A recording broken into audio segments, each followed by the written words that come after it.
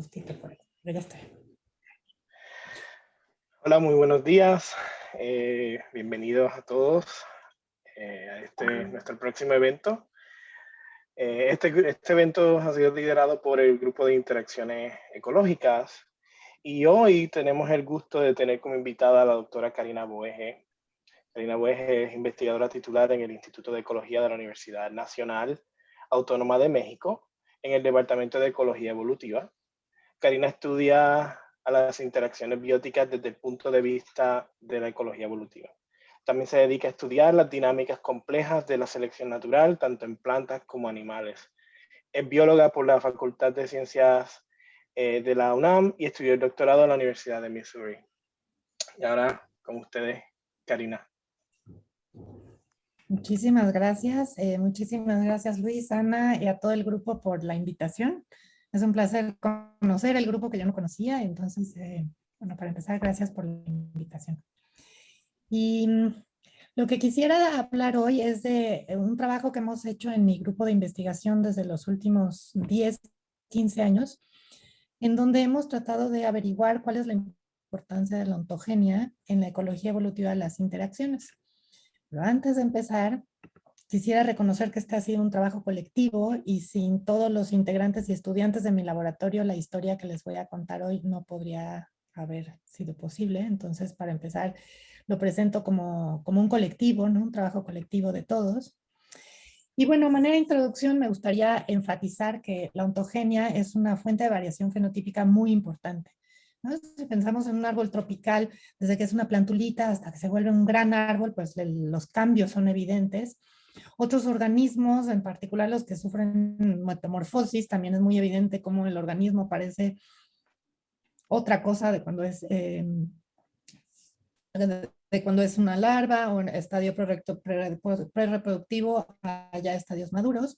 Pero también existen cambios más sutiles durante la ontogenia, como la capacidad que tienen, por ejemplo, los herbívoros de secuestrar los compuestos defensivos de una planta, el comportamiento de cómo exactamente se comen una hoja estos herbívoros. Por ejemplo, aquí hay larvas pequeñas comiéndose alrededor de las venitas, pero ya cuando la mandíbula de los herbívoros crece, pues no tienen más que comerse toda la hoja, ¿no? Entonces estos son cambios más sutiles que solo si observamos con cuidado vamos a registrar. En el mundo de las plantas también hay cambios más invisibles al ojo humano, las tasas fotosintéticas, la masa foliar específica, el área foliar, el nitrógeno. Y para mí lo más fascinante durante estos años han sido cómo cambian las defensas en contra de los herbívoros, ¿no? Durante el desarrollo de las plantas. Ahora, hoy en día me atrevo a decir que todas las plantas tienen cambios ontogenéticos en la defensa, desde muchos tipos de defensas, en particular las químicas suelen cambiar. Aquí hay varios ejemplos que puse: glicósidos, glucosinolatos, compuestos cianogénicos, e inclusive, por ejemplo, en el caso de compuestos fenólicos, este es para eucaliptos, algunos tienden a reducirse durante la ontogenia. Por ejemplo, estos son los fenoles totales, mientras que los terpenos incrementan durante la ontogenia. Entonces, inclusive hay estas dinámicas en donde no podemos decir, todas las plantas incrementan o todas las plantas reducen sus defensas químicas en contra de los herbívoros. Y estas variaciones también ocurren porque muchos estudios dependen de exactamente qué estadios ontogenéticos se comparan.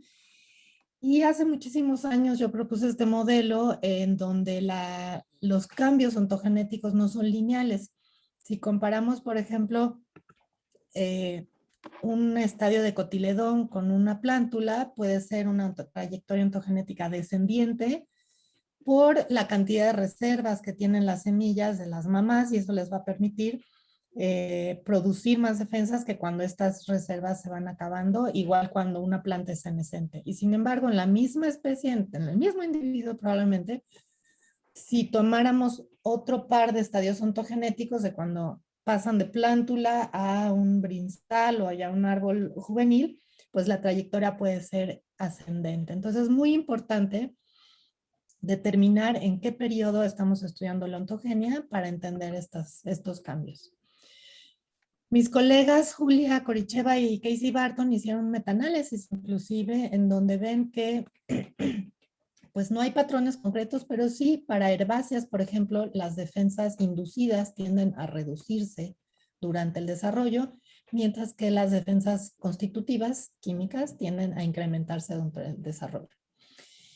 Igual, también hay muy pocos estudios abarcando toda la ontogenia, por eso es más complicado para las especies arbóreas, en donde en estadios tempranos había suficientes estudios para decir que sí se incrementa un poco, y ya en estudios maduros son trayectorias descendientes.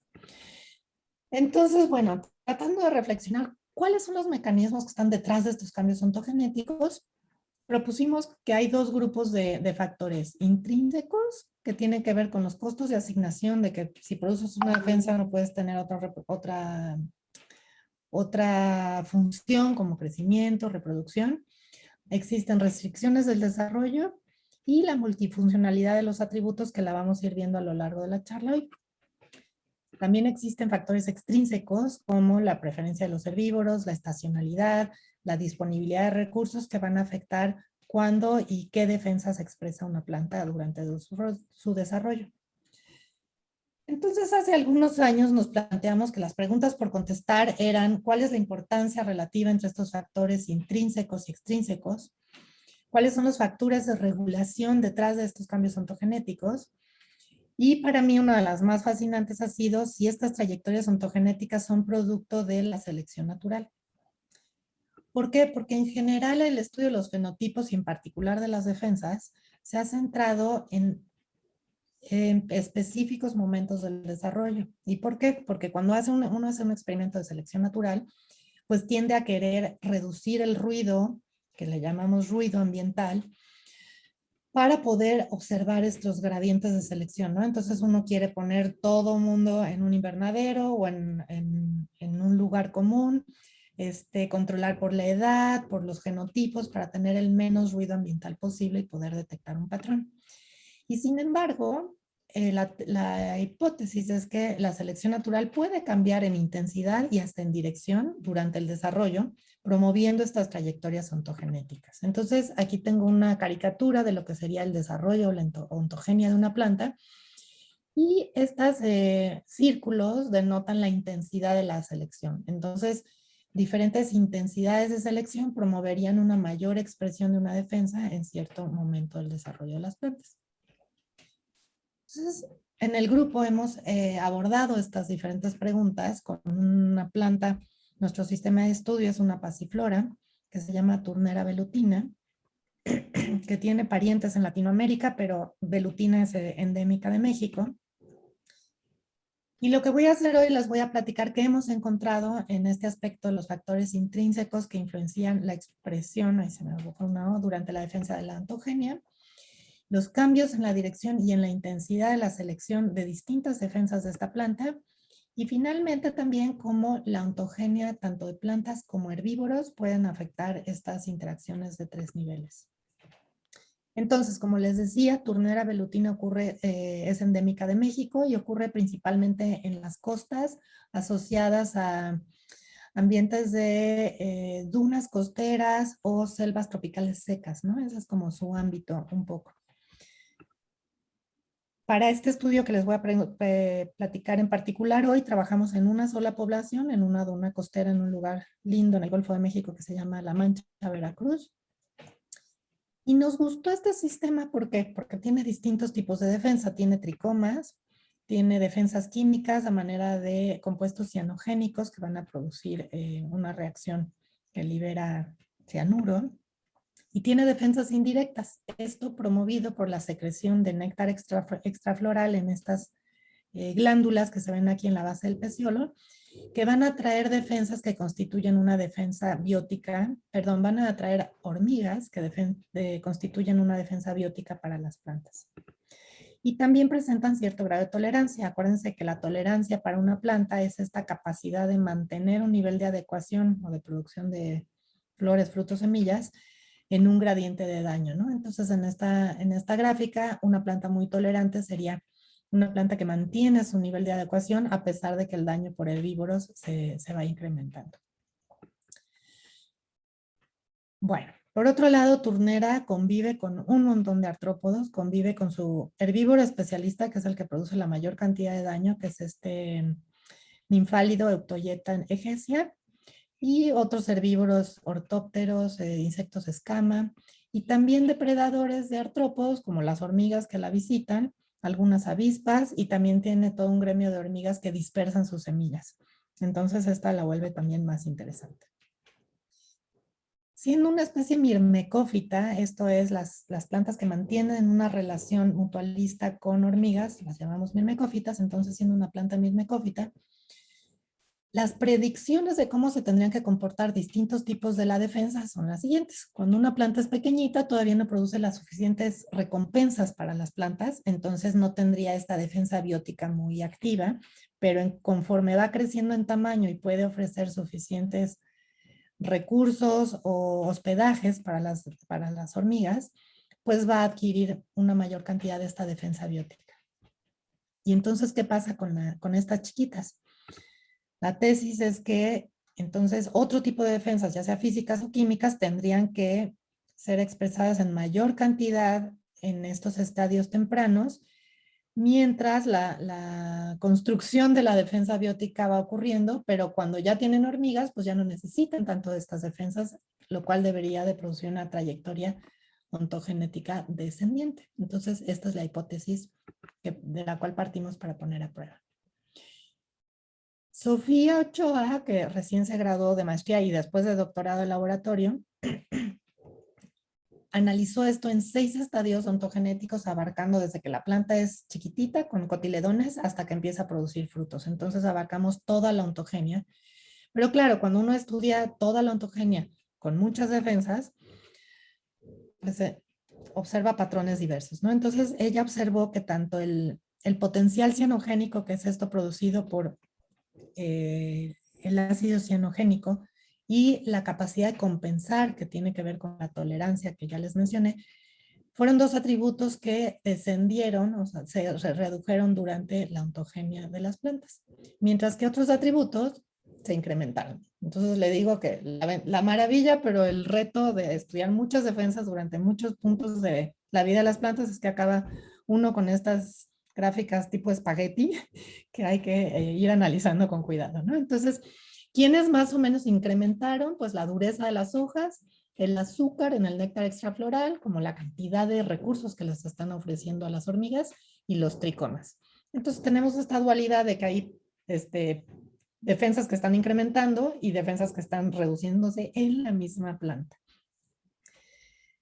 Entonces, un poco para revisar estos factores, para empezar, ¿en qué momento se detiene esto? Si se fijan, voy a regresar un poquito. El ácido cianogénico, de repente sí, las plántulas y los juveniles presentan, pero los reproductivos ya no presentan nada. Entonces, Sergio, en su tesis de licenciatura, lo que quiso averiguar es en qué momento se apaga la producción de este ácido cianogénico. Y tomó réplicas de distintos genotipos a los cuales les analizaba el potencial cianogénico en distintos estadios. Esto es cuando tenían una hoja, cuando tenían 2 hojas, cuando tenían 3 hojas, pero de manera independiente para que el hecho de quitarle la hoja no afectara a la planta, ¿no? Esto es en distintas plantas. Y lo que observó Sergio es que más o menos entre la hoja 12 y 13, las plantas dejan de producir este ácido cianogénico. Entonces aquí es cuando ocurre el switch de tener defensa química a ya no tener. Y tratamos de averiguar qué pasa, si lo podemos asociar con algún momento ontogenético importante, como la caída de los cotiledones, que ocurre más o menos entre la hoja 3 y 4 y no es una razón. El inicio de la reproducción ocurre hasta las hojas 19, 20, entonces tampoco es una razón.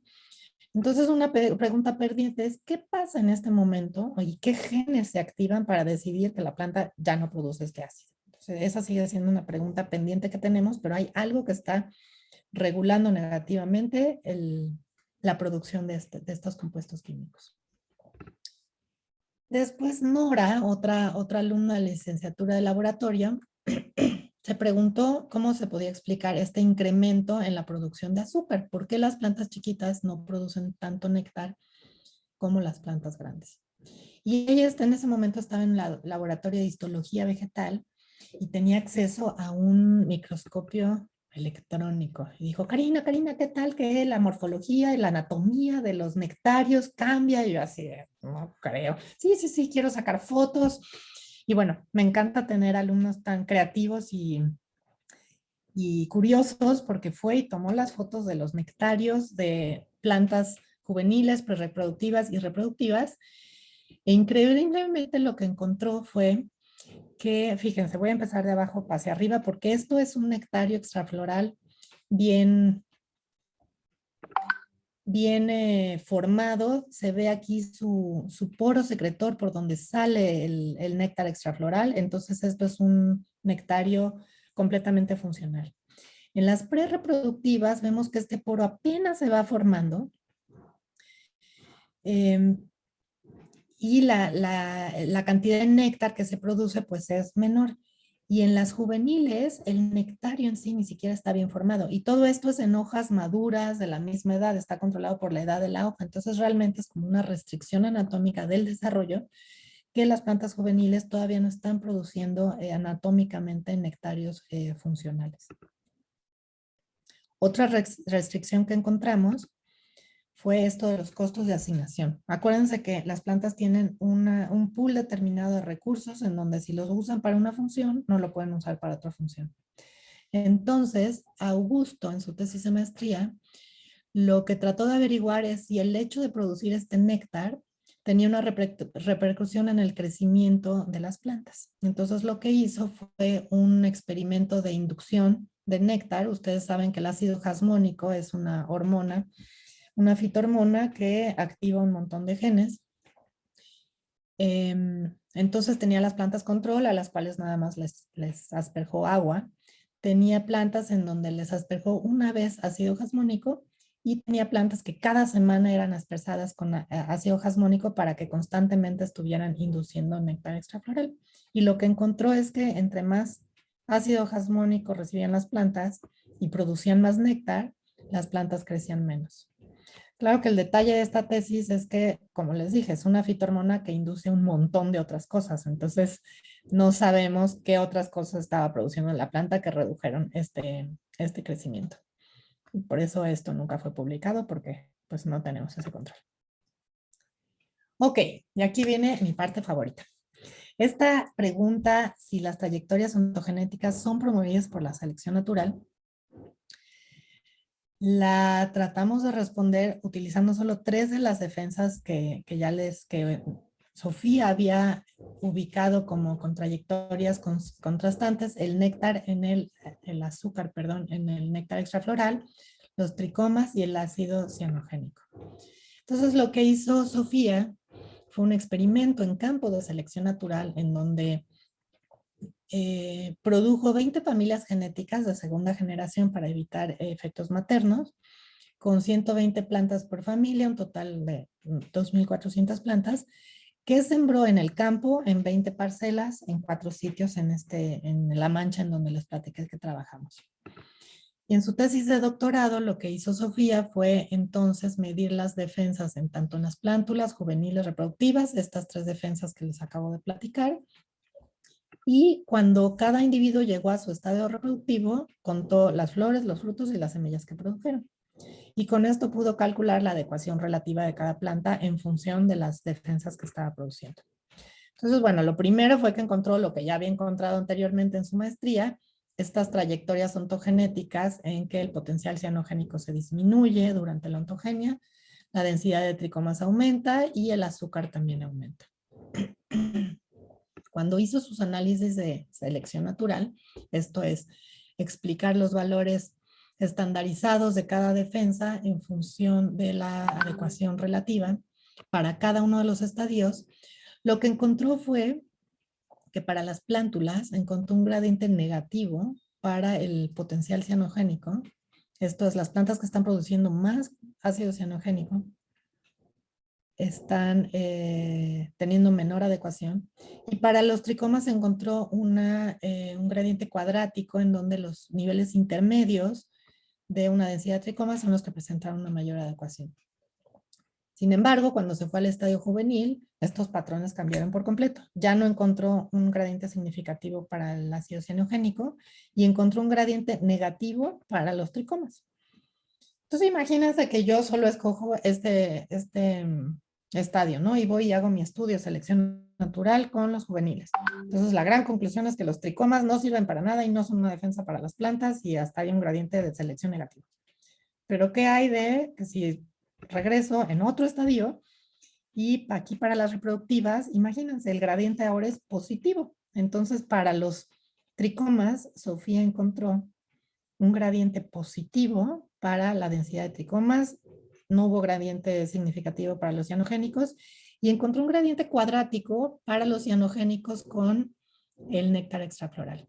Entonces nada más imagínense en esta figura, pues qué diversidad. Para ser un genotipo exitoso de turnera, tienes que hacer algo cuando eres muy chiquito, otra cosa cuando eres medianito y otra cosa diferente cuando eres grande.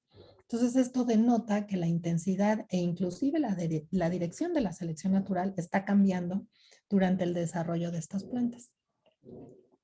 Y un poco para tratar de visualizar, a esto le llamamos una estrategia ontogenética de la defensa. Tienes que hacer distintas cosas mientras vas creciendo. No puedes mantener solo una estrategia defensiva similar durante tu desarrollo. Entonces,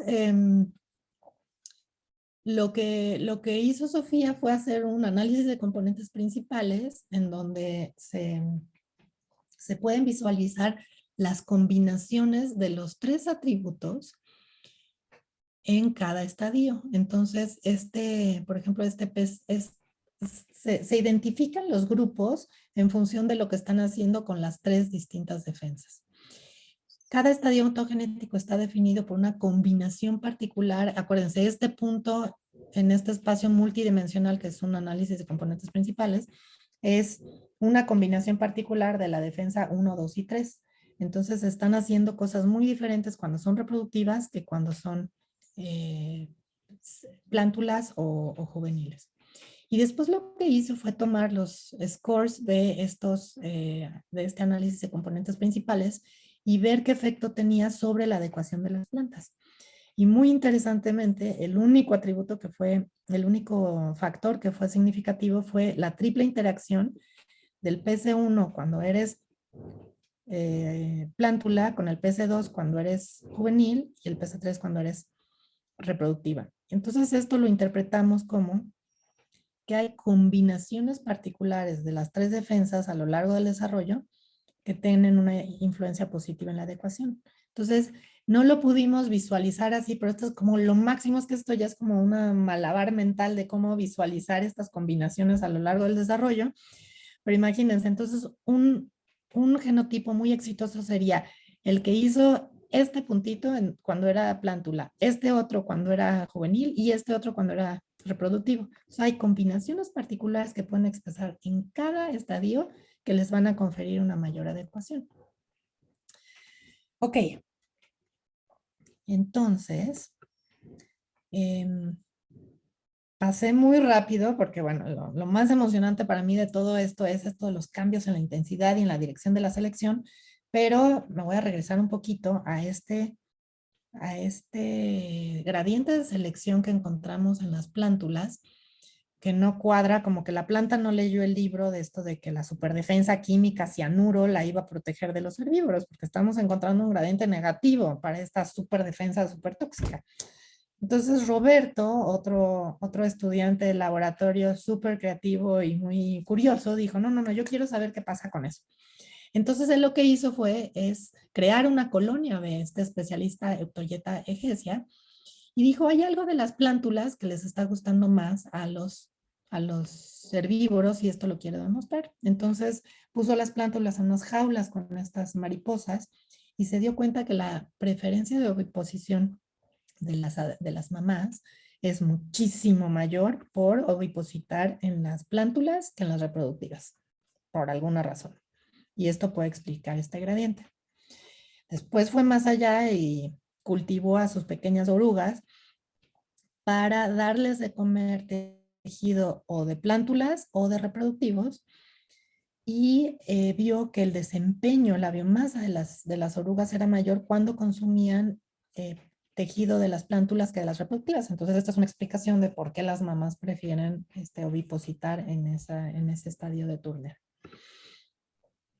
Cuantificó Roberto la eficiencia de asimilación, esto es, cuánta masa de cuerpo ganas, cuánta biomasa ganas como herbívoro en función de cuánto comiste, cuánta área comiste, y la eficiencia de asimilación es mucho mayor en las plantas cuando comen de plántulas que cuando comen de reproductivas.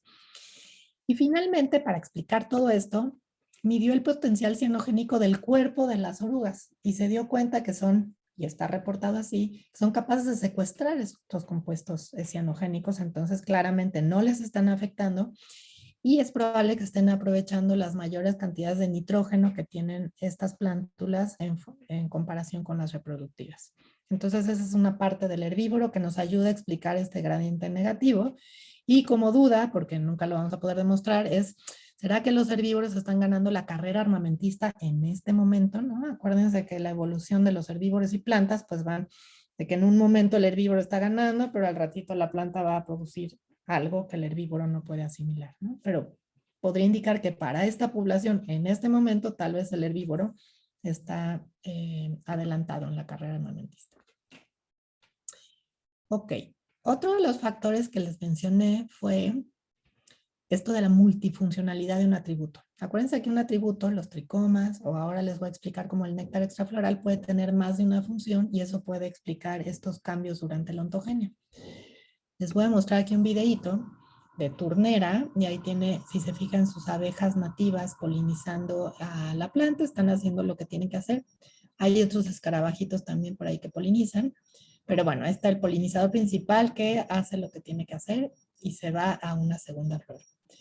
Pero esto de ser polinizador y visitar una planta con hormigas voraces protectoras de las plantas, pues tal vez no es tan buena idea. Si ven, ahí está la hormiguita y acaba de correr al polinizador. Regresa hacia un último intento y la hormiga dice, no, por aquí no, y el polinizador se va. En una tercera flor va a ocurrir lo mismo. Está ahí el polinizador haciendo su trabajo y llega la hormiga y la corre. Entonces, esta dualidad entre la función de las hormigas de proteger de todo aquel que se para en la planta, pero correr a tus polinizadores como planta tal vez no es lo ideal. Y Nora lo que hizo, siguió trabajando con el sistema de turnera para su doctorado y lo que hizo fue poner a prueba algo que se llama la hipótesis de la extracción, que en ese momento yo no sabía que existía. Tal vez el néctar extrafloral no solo tiene la función de proveerle una recompensa a tus defensores, pero también distraerlos de donde no quieres que estén. Entonces lo que hizo fue un experimento súper creativo en donde tapó con barniz para uñas el néctar, los nectarios para que ya no secretaran néctar. Y bueno, en el control puso el mismo barniz para que oliera lo mismo y tuviera el mismo efecto, pero un poquito arriba de los nectarios. Y entonces lo que analizó Nora primero fue la proporción de flores con hormigas en el interior de hormigas en estos dos tratamientos y vio que cuando no hay néctar extrafloral, se incrementa hasta en un 30% la proporción de flores con hormigas adentro. Esto es, como ya no tienen néctar extrafloral, van a buscar el néctar floral. ¿Sí? En estas mismas plantas, las taponeadas que no producían néctar extrafloral, sorprendentemente encontró un incremento ligero, pero un incremento significativo en la probabilidad de aborción de esos frutos. Entonces, algo está sucediendo en las plantas que tienen hormigas que esos frutos son perdidos. Entonces, en cierto sentido, las hormigas están teniendo un efecto negativo en la adecuación femenina de las plantas. Lo que hizo Nora fue analizar un poquito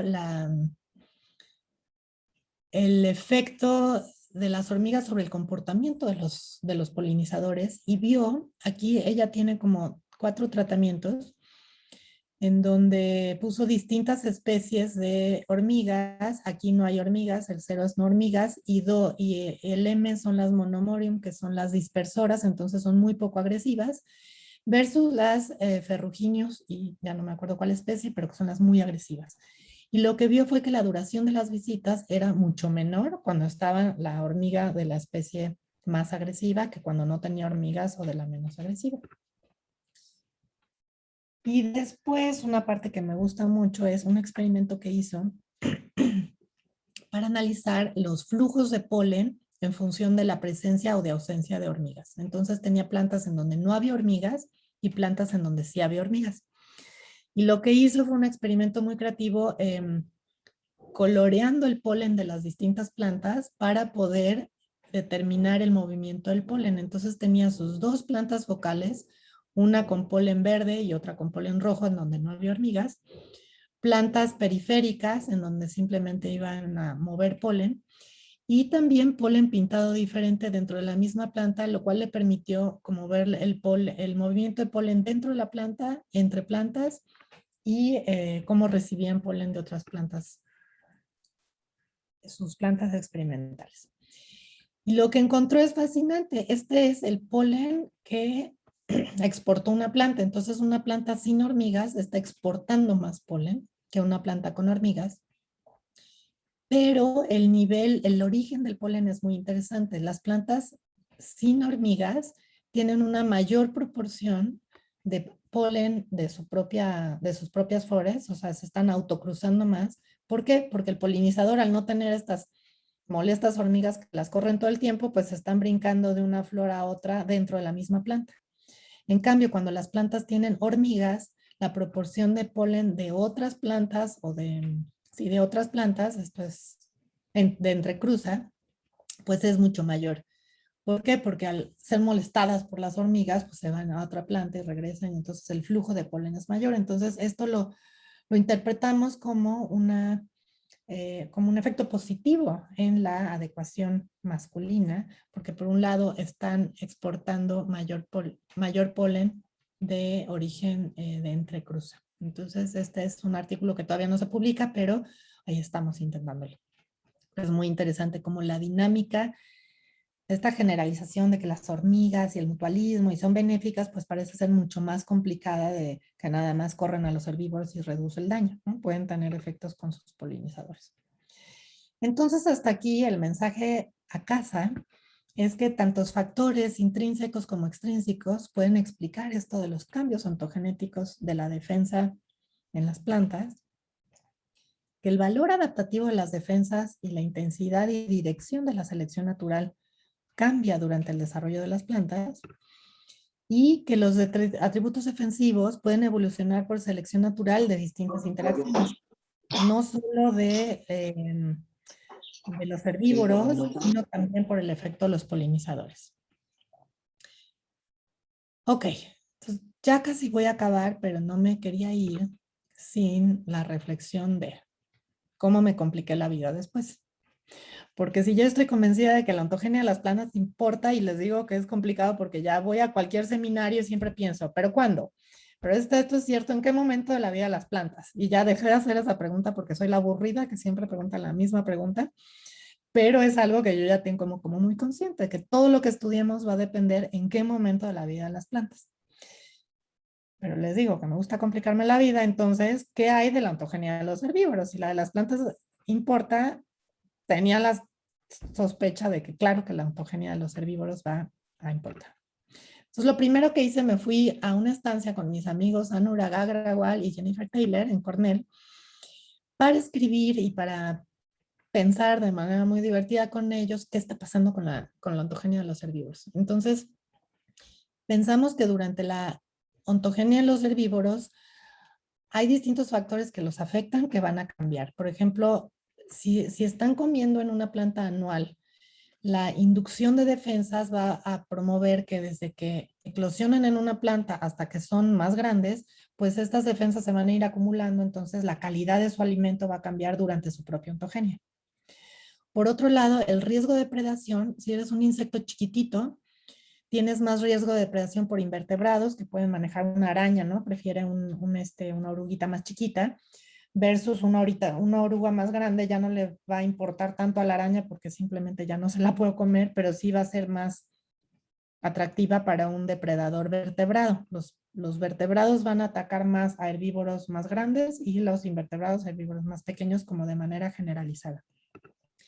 Y entonces en la revisión que hicimos vimos que hay varios atributos de los herbívoros que cambian durante la ontogenia, durante su ontogenia, como, bueno, desde el tamaño, la duración de sus periodos de alimentación, la movilidad, el cambio de hospederos, la resistencia al ayuno, la complejidad de los refugios que hacen va incrementando durante su ontogenia, el aposematismo cambia. Entonces, todos estos atributos se incrementan durante el desarrollo de los herbívoros y hay otros que se reducen. La tasa de crecimiento relativa, la eficiencia de asimilación, la actividad metabólica, la selectividad de la dieta, el hecho de ser gregarios, etcétera, etcétera. Entonces lo que hicimos después fue un experimento con un sistema que tienen en el laboratorio de Jennifer, que es el Colorado Potato Beetle, que es un escarabajo que es especialista en solanáceas, su depredador, que es Podicius maculiventris, y la papa, que es el sistema con la que trabajan en ese laboratorio. Entonces, el desafío para estos herbívoros, que se ven así cuando son larvitas, es obtener comida versus el riesgo de depredación mientras están comiendo. Entonces, lo que sucede es que este depredador tiene efectos letales, que es, pues ya el herbívoro fue la cena del depredador y se acabó la historia. Entonces son los efectos letales, pero también tienen efectos no letales, que es algo que se conoce como el factor de miedo, que es por el hecho de la presencia del depredador, el herbívoro va a dejar de consumir, se va a esconder y eso va a tener consecuencias para su educación porque no está comiendo en ese momento. Entonces nos concentramos en este comportamiento en particular para averiguar cómo las ontogenias de tanto de plantas como de herbívoros cambiaban esta dinámica. Entonces, fíjense, lo que hicimos fue, teníamos plantas de papa pequeñas y plantas de papas grandes, asumiendo que estas plantas pequeñas iban a tener una mayor calidad que unas plantas grandes. ¿Por qué? Porque en plantas anuales se ha visto que la defensa,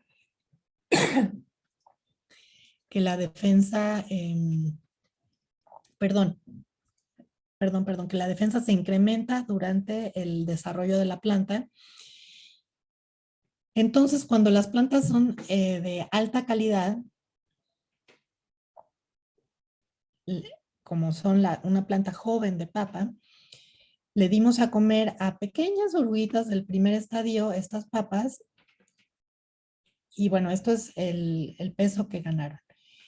Teníamos un segundo tratamiento cruzado, que es la presencia de depredadores, pero en ese laboratorio desarrollan una técnica en donde les cortan la proboscis, la punta de la proboscis, la modifican, la cortan, para que no puedan realmente perforar el tejido del herbívoro. Entonces están presentes, pero no se las pueden comer. Entonces simplemente van a producir ese factor de miedo que va a modificar el comportamiento de las larvas.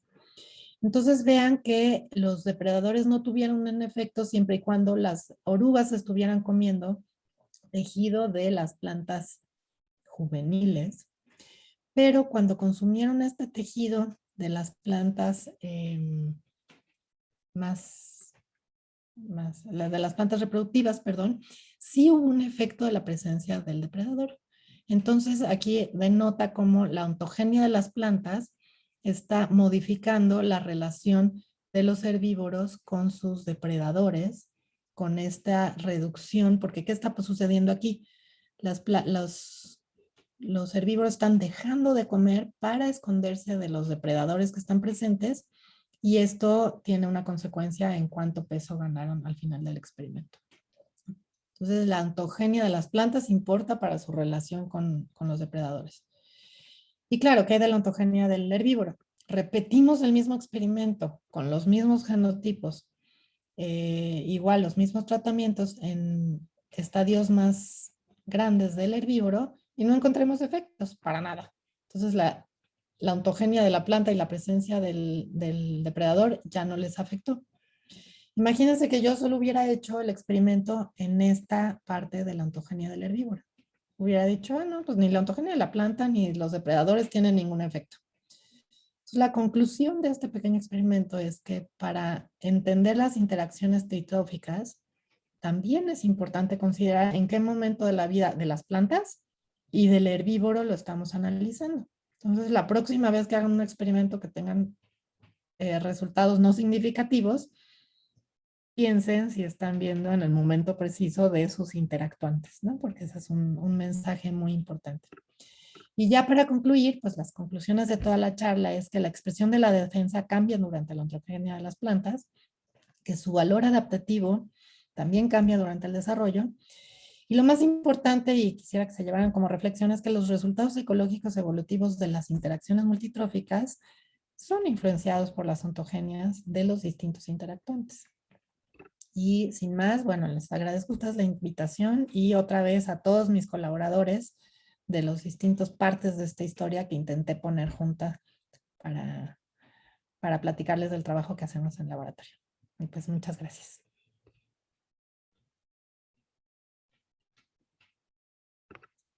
A ver, entonces déjenme, dejo de compartir mi pantalla. Fenomenal. ¿Me escuchan? Sí, fenomenal, Karina. De verdad que increíble trabajo. Son cosas que por lo menos Ana y yo trabajamos mucho en esto, cosas similares y wow, mucha inspiración. Yo tenía una pregunta / comentario. Se conoce muy bien, por ejemplo, en estos calamares de Hawái, cómo la bacteria induce el desarrollo de los órganos para producir bioluminiscencia, ¿no? ¿No será que las hormigas, por el hecho de estar presentes alrededor de la planta, influyen en la disminución de la producción de cianuro como motivo de defensa para ellas? Puede ser, porque pueden inducir algo y en efecto hay otros sistemas en donde se ha demostrado un reconocimiento de la saliva de las hormigas que la planta sabe, detecta no solo la presencia, sino la especie de la hormiga que está ahí y cambia su producción de muchas cosas. Entonces, yo creo que sí es un mecanismo posible. Excluyendo las hormigas de las plantas, ver si cambia cuando la planta deja de producir cianuro, ¿no? No lo hemos hecho en este sistema, pero en otro sistema en el cual trabajamos que se llama, bueno, acacia, pero ahora le pusieron pacaeria, ya saben los cambios pero bueno, en las antiguas acacias, hemos hecho un experimento en donde plantas de acacia que también tienen estas trayectorias ontogenéticas con el cianuro, cuando tienen la presencia, no hemos excluido a las hormigas, pero lo que hemos hecho es analizar las trayectorias en presencia de una hormiga muy defensora, que es Pseudomyrmex ferrugineus, que tiene esta trayectoria como marca la predicción que les presenté al principio, pero cuando tiene una hormiga parásita que en realidad no defiende nada, que es Pseudomyrmex gracilis, modifica su trayectoria, no la mantiene por completo, pero no la reduce como tal. Y en ese sistema, Martin Hale ha publicado artículos muy interesantes de cómo es la transcriptómica de la producción del néctar floral en función de la hormiga que está presente. Entonces, por eso les digo que ya hay un nivel de reconocimiento de la planta de, uy, tengo esta hormiga, para producir néctares de distintas calidades con distintos aminoácidos, y esto también parece estar influenciando la regulación de otros compuestos como los cianogénicos. Sí, tremendo. Había otra pregunta, Ana. No la tengo aquí ahora mismo. Sí, muchas gracias, Karina. Es una charla muy, muy interesante. Tu trabajo es increíble. Sí, aquí tenemos la pregunta de Karina Madriaza que dice, ¿por qué el polinizador podría sentirse amenazado por las hormigas e irse de las plantas? No sé quién hizo esta pregunta, pero cuando trabajan con una planta mirmecófita y la estén manipulando, pues muerden fuerte. Entonces, ¿por qué se va a sentir amenazado? Porque las atacan. Entonces, en realidad, pues eres una presa más para las hormigas, entonces realmente pues van y las muerden y las corren, ¿no? Entonces, no es que la hormiga esté detectando que es el polinizador mutualista también de su propia planta, sino que está viendo un artrópodo que se acercó ahí y la corren o la intentan cazar. Con este trabajo que tenemos con acacias, teníamos que usar guantes, dobles guantes de estos de nitrilo, porque al estar agarrando las plantas es como una tortura china ahí. Están hormigas porque rompen el guante, entonces ya con dos tal vez nos daba suficientemente tiempo para hacer lo que teníamos que hacer sin ser masacrados por las hormiguitas. Así es. Karina quiere continuar también con la pregunta. Puedes seguir a Karina. Muchas gracias. Tenía otra consulta, profesora. Cuando usted hablaba un poco de los herbívoros vertebrados, ¿sería tan amable usted de darme algún ejemplo de algún herbívoro vertebrado? Porque se mostró muchas figuras, pero eran de invertebrados y me cuesta un poco imaginar la diversidad de México con respecto a nosotros que estamos acá, que es Chile. Claro, pero para nuestro sistema, tal vez lo dije mal, pero para la última parte te refieres, porque ahí estaba hablando de depredadores, perdón, vertebrados versus depredadores invertebrados. Ah, ya. Entonces, los depredadores, tal vez lo dije mal.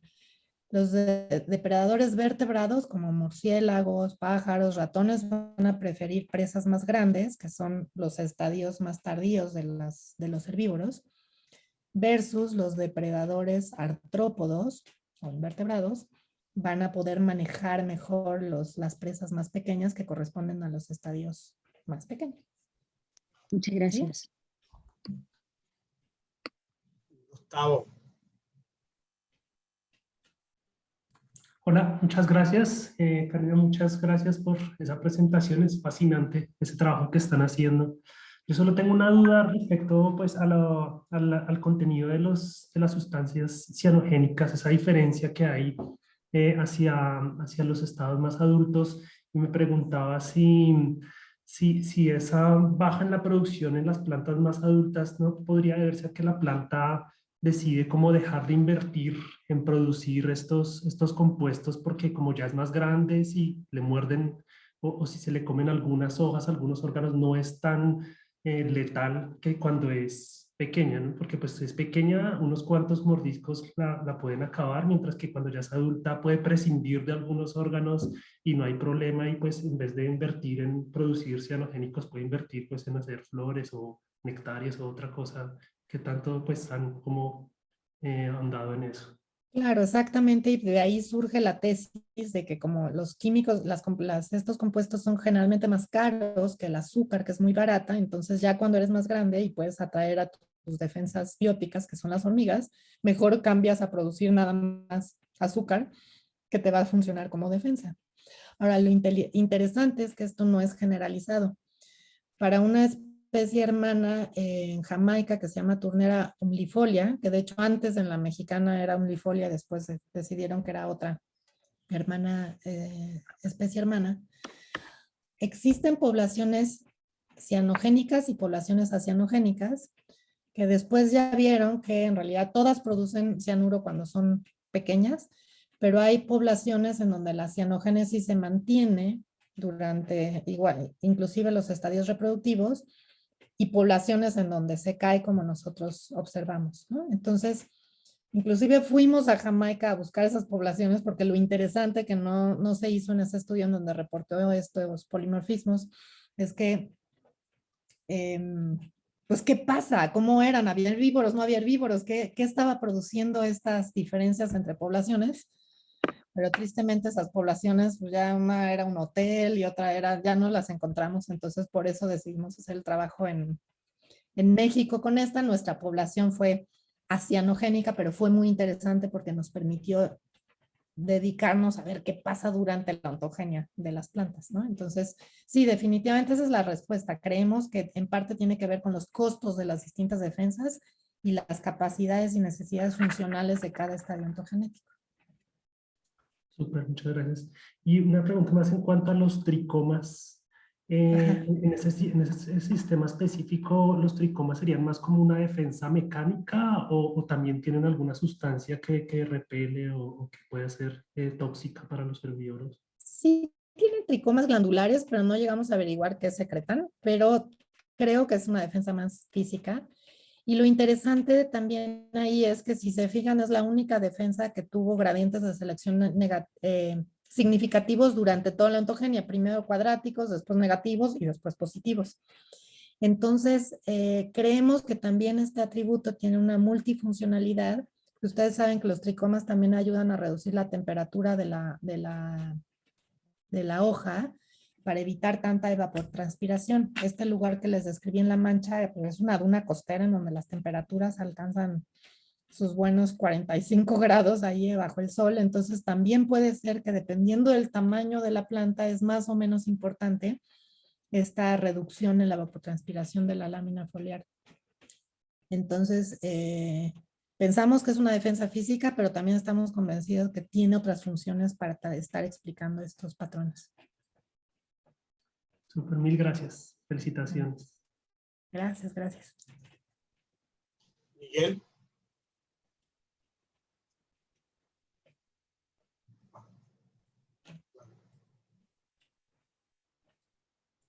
Miguel, no le escuchamos. Escuchamos.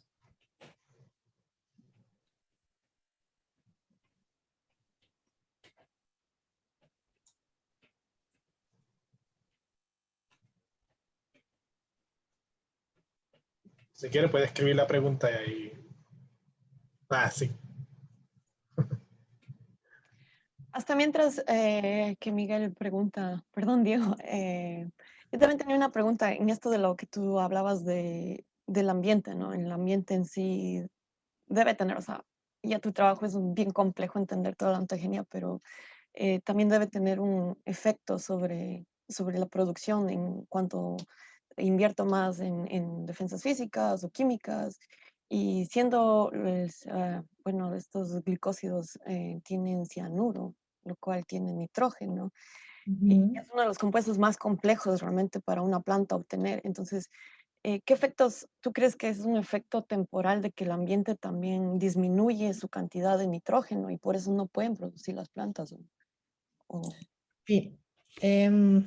También nos preguntamos eso y otra alumna, el trabajo de otra alumna que ya por razones de tiempo ya no presenté, justamente queríamos ver el efecto del ambiente en las distintas trayectorias ontogenéticas. Entonces, ella describió este patrón de las distintas defensas que les presenté en 5 lugares diferentes de México con un gradiente de precipitación. Entonces encontramos que en efecto las trayectorias en sí son diferentes dependiendo de la población en donde la estudias, pero ahorita no me voy a acordar porque no hice la tarea y no estudié todas las tesis de mis alumnos, exactamente qué encontró en cuanto al gradiente de precipitación, pero sí había un efecto del ambiente en que las trayectorias fueran más así o no, con menos o más cambios. Pero tienes completamente la razón, esto es un gradiente de precipitación, entonces la cantidad de recursos y de nutrientes en el suelo también va a afectar cuántos cianogénicos se van a producir, porque como dices, el nitrógeno es una moneda cara y va a afectar la cantidad de nutrientes, la cantidad de defensas que producen las plantas. Pero es una muy buena pregunta que tratamos de responder, pero para el próximo seminario le hago mi tarea. Miguel, comenta. Entonces, ¿me escuchan ahora? Ahora sí, Sí. Estaba hablando por el micrófono equivocado. También está un poco asociada a la última pregunta. Estoy interesado en qué pasa con la estacionalidad o con las condiciones ambientales. Si el cambio de condiciones ambientales también influencia esos gradientes de defensa. Y bueno, una segunda pregunta asociada es si esa dinámica en la ontogenia, porque estoy asumiendo que Turnera velutina es una planta anual, si esa dinámica también se puede observar en la estacionalidad en plantas perennes. Sí, es muy buena pregunta y depende justo de la historia de vida de las plantas. Turnera velutina no es anual, no lo mencioné. Está reportada como perenne, pero de lo que hemos visto en el campo, yo creo que dura unos 2, 3 años y se muere, porque las plantas que teníamos en el campo, que ya las conocíamos casi por nombre, después de 3 años no las volvíamos a encontrar. Entonces, Es perenne, pero de corta duración, voy a decirlo así. Y sí hay un efecto confundido, sobre todo para las anuales, de la estacionalidad con la ontogenia, porque pues para una planta anual es simultáneo, no sé, la época de lluvias o el verano con su desarrollo. Entonces ahí es un poco más difícil determinar el efecto de los cambios estacionales en precipitación, etcétera, etcétera, con la ontogenia. Entonces se ha determinado un poco más en plantas perennes, en árboles en particular, en plantas leñosas, en donde hay una marcada estacionalidad, en donde las hojas al principio de la temporada de crecimiento tienen mayor calidad que al final, y esto como que se repite cada año. Entonces sí hay maneras como de distinguir la estacionalidad de la ontogenia en plantas anuales, pues está perfectamente confundido, a menos que hagan un experimento raro en donde las siembras al final de la temporada, pero los riegas después, no sé. Entonces, sí, entonces esa pregunta sí, definitivamente va a influenciar, pero es complicado medirlo para plantas anuales, y para plantas perennes leñosas sí se puede identificar. Y hay muchos estudios de FINI y con los encinos, estoy pensando en inglés, con los encinos que denotan estos cambios estacionales en la calidad de las plantas, pero ya no tiene tanto que ver con la ontogenia. Entonces, una manera de discernir sería agarrar arbolitos chiquitos y ver cómo cambia durante la estacionalidad, ¿no? Durante la época de crecimiento, y arbolitos grandes y ver cómo cambia, para tratar de cruzar el efecto de la estacionalidad con el de la ontogenia. Porque otra vez los chiquitos hacen cosas completamente diferentes que los grandes. Bien. ¿Me escuchan ahí? Creo que sí. Perfecto. Muchas gracias, Karina, por la charla. Me pareció interesantísimo. Yo no trabajo con nada de ecología aún y me he quedado enganchado con la charla. Muchas gracias.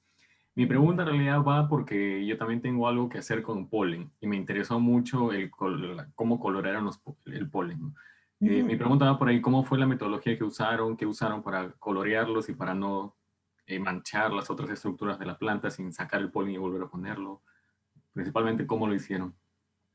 Qué buena pregunta, y tristemente no tengo una buena respuesta, porque por eso presento como el trabajo como colectivo, porque cuando siempre hablo en plural, en realidad los que han hecho la mayor parte del trabajo son mis estudiantes, pero con muchísimo gusto te puedo averiguar la metodología y compartirla. Sé que antes de la tesis colectaban el polen de las anteras, lo pintaban como en cajitas de Petri con los distintos colorantes, violeta de genciana y no sé cuáles colorantes utilizaban, y lo regresaban a las anteras. Entonces era como bastante artesanal, y por eso es un experimentito acotado a 6 plantas focales y cuantas periféricas, porque era bastante artesanal de peinar con un pincel el polen, poner en una cajita Petri, teñirlo y regresarlo previo. Ya antes habíamos hecho pruebas de que eso no tenía un efecto en la viabilidad del polen, toda esa manipulación, ¿no?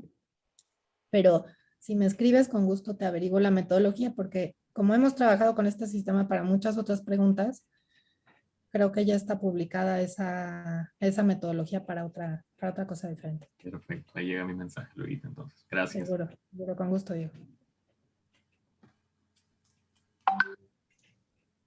¿Alguien más tiene alguna otra pregunta para Karina?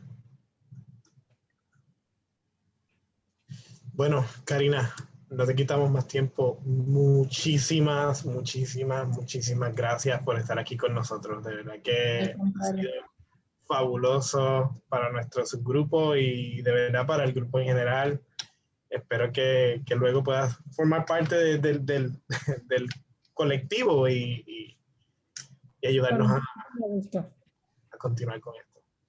Pues al revés, un placer y felicidades por este grupo. Yo no sabía que existían y ahora ya los seguiré de cerca.